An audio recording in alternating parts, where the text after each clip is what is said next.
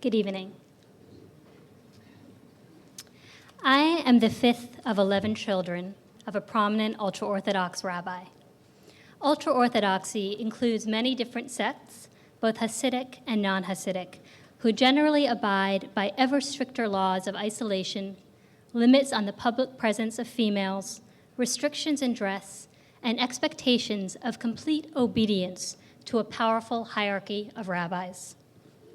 As a teenager, I struggled with the strict rules in my community. I befriended a boy, which was forbidden.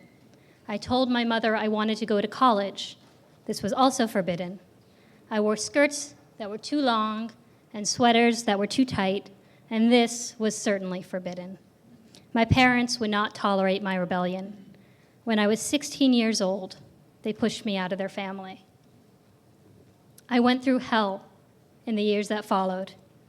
Struggling to cover my rent with a minimum wage job, I often went hungry. With little knowledge of how to operate within an environment not segregated by gender, at the age of 17, I was raped. With no encouragement as I tried to navigate a terrifying process of self-creation, I struggled with crippling self-doubt and shame.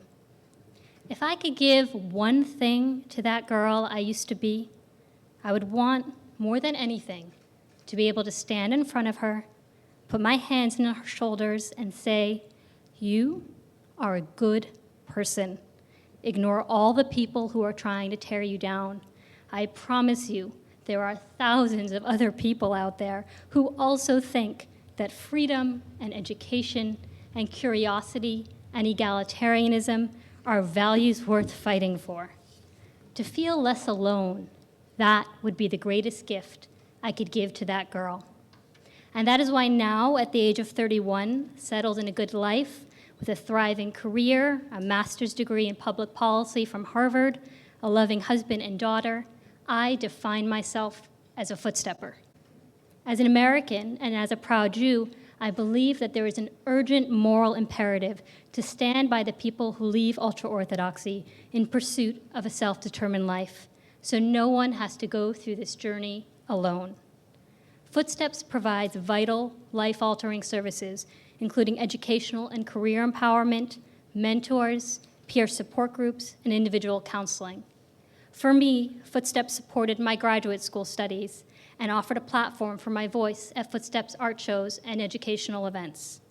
But perhaps even more importantly, through holiday potlucks, camping trips, and social get-togethers, Footsteps connects individuals who are moving through similar journeys.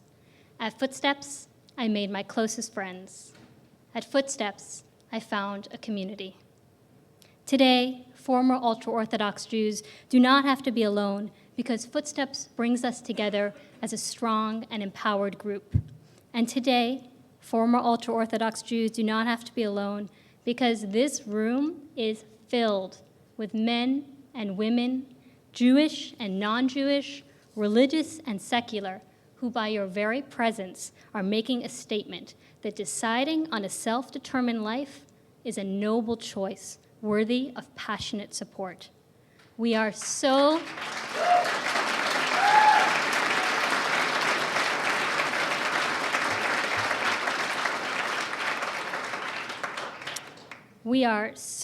grateful to have you all as our allies. It is thanks to you that we have accomplished all that we have in the past 10 years.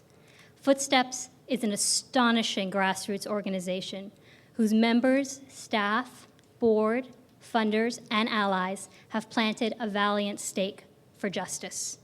We can't wait to see how the next stage of our journey together unfolds. Thank you.